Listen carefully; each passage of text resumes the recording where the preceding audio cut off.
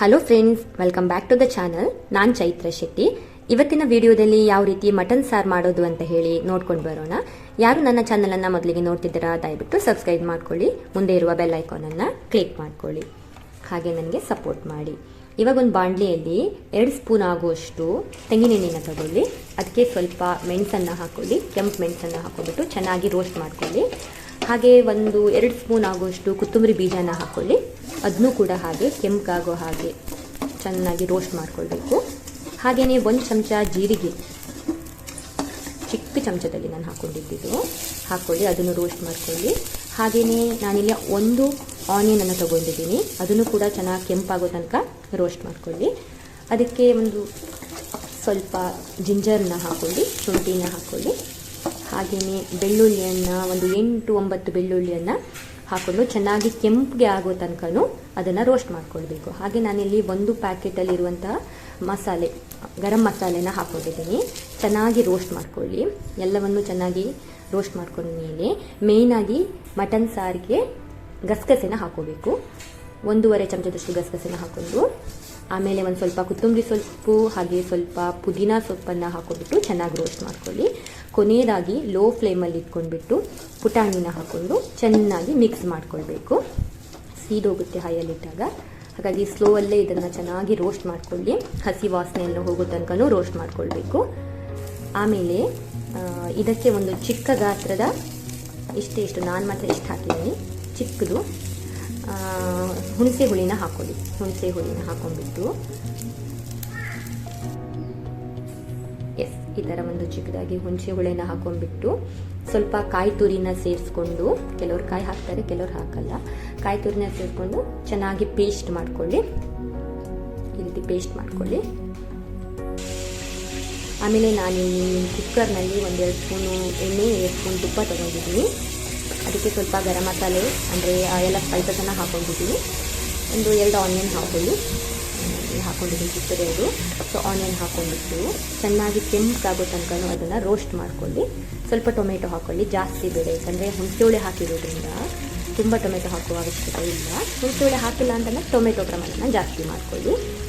ಚೆನ್ನಾಗಿ ಅದನ್ನು ರೋಸ್ಟ್ ಮಾಡಿಕೊಂಡು ಆಮೇಲೆ ಅದಕ್ಕೆ ಸ್ವಲ್ಪ ಹಸಿನ ಹುಳಿಯನ್ನು ಹಾಕ್ಕೊಂಡ್ಬಿಡಿ. ಆಮೇಲೆ ರುಚಿಗೆ ತಕ್ಕಷ್ಟು ಉಪ್ಪು ಇವಾಗ ಸ್ವಲ್ಪ ಹಾಕ್ಕೊಳ್ಳಿ, ಮತ್ತು ಬೇಕಂದರೆ ಟೇಸ್ಟ್ ನೋಡಿ ಹಾಕೋಬೋದು. ಚೆನ್ನಾಗಿ ರೋಸ್ಟ್ ಮಾಡ್ಕೊಳ್ಳಿ. ಆಮೇಲೆ ಇದಕ್ಕೆ ನೀವು ತಂದಿರೋ ಮಟನ್ ಎಲ್ಲ ಇರ್ತಲ್ಲ, ಮಟನನ್ನು ಹಾಕೊಳ್ಳಿ. ಮಟನನ್ನು ಹಾಕ್ಕೊಂಡ್ಬಿಟ್ಟು ಚೆನ್ನಾಗಿ ರೋಸ್ಟ್ ಮಾಡ್ಕೊಳ್ಬೇಕು. ತುಂಬ ಅದ್ರದ್ದು ಸ್ಮೆಲ್ಲೆಲ್ಲ ಹೋಗಬೇಕು, ಅಲ್ಲಿ ತನಕ ಚೆನ್ನಾಗಿ ರೋಸ್ಟ್ ಮಾಡ್ಕೊಳ್ಳಿ. ಆಮೇಲೆ ಅದಕ್ಕೆ ಸ್ವಲ್ಪ ಕೊತ್ತಂಬರಿ ಸೊಪ್ಪು ಹಾಗೆ ಸ್ವಲ್ಪ ಪುದೀನ ಸೊಪ್ಪನ್ನು ಹಾಕೋಬಿಡಿ. ಈ ರೀತಿ ನೀವು ಸ್ಟಾರ್ಟಿಂಗಲ್ಲಿ ಹಾಕೋದ್ರಿಂದ ಸ್ಮೆಲ್ ಬರಲ್ಲ, ಚೆನ್ನಾಗಿರೋ ಟೇಸ್ಟ್ ಬರುತ್ತೆ ಕೂಡ.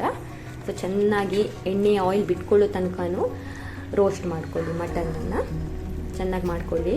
1 ಸ್ಪೂನ್ ಆಗೋಷ್ಟು ಅಚ್ಚ ಖಾರದ ಪುಡಿನ ನಾನಿಲ್ಲಿ ಸೇರಿಸ್ತಾ ಇದ್ದೀನಿ. ಸೊ ಯಾವುದೇ ರೀತಿಯ ಮಟನ್ ಪೌಡರ್ ಹಾಕ್ತಾ ಇಲ್ಲ, ನಾವು ಮಸಾಲೆ ಮಾಡ್ಕೊಂಡಿದ್ದೀನಲ್ಲ, ಹಾಗಾಗಿ ಪೌಡರ್ ಯೂಸ್ ಮಾಡ್ತಾ ಇಲ್ಲ.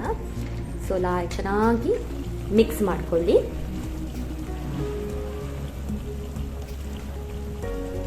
ನಿಮ್ಮ ಹತ್ರ ಕಾಯಿ ಹಾಲು ಇದ್ದದಕ್ಕೆ ಕಾಯಿ ಹಾಲನ್ನು ಸೇರಿಸ್ಕೊಳ್ಳಿ, ಯಾಕಂತಂದರೆ ಟೇಸ್ಟ್ ತುಂಬಾ ಚೆನ್ನಾಗಿ ಬರುತ್ತೆ.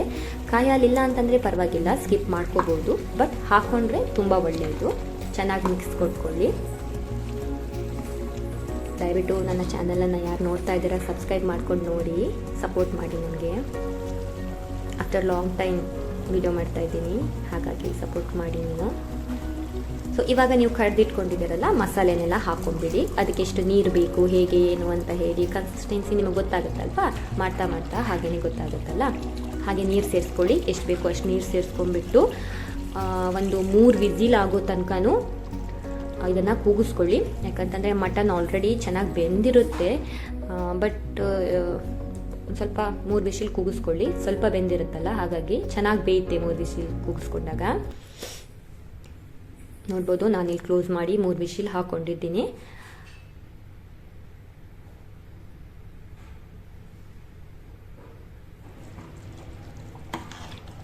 ಇವಾಗ ತಿನ್ನಬೇಕಾದ್ರೆ ತೆಳುವಾಗಿದೆ.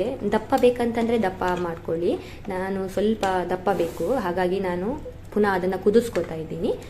ಸೊ ದಪ್ಪ ಮಾಡ್ಕೋಬೇಕು. ನೀರೇ ಕೆಲವರಿಗೆ ನೀರು ಸಾರು ಅಂದರೆ ಇಷ್ಟ ಇರುತ್ತೆ, ಅವ್ರ ಇಷ್ಟಕ್ಕೆ ಸ್ಟಾಪ್ ಮಾಡ್ಬೋದು. ಆಮೇಲೆ ಕೊತ್ತಂಬರಿ ಸೊಪ್ಪನ್ನು ಹಾಕಿಬಿಟ್ಟು ಚೆನ್ನಾಗಿ ಮಿಕ್ಸ್ ಕೊಡಿ. ರುಚಿಯಾದ ಮಟನ್ ಸಾರು ಸರ್ವ್ ಮಾಡಲಿಕ್ಕೆ ರೆಡಿಯಾಗಿದೆ. ಒಮ್ಮೆ ನೀವು ಕೂಡ ಟ್ರೈ ಮಾಡಿ. ಹಾಗೆ ನನ್ನ ವಿಡಿಯೋ ಇಷ್ಟ ಆದರೆ ದಯವಿಟ್ಟು ಶೇರ್ ಮಾಡಿ, ಹೀಗೆ ನನಗೆ ಸಪೋರ್ಟ್ ಮಾಡಿ ಅಂತ ನಾನು ಕೇಳ್ತೀನಿ.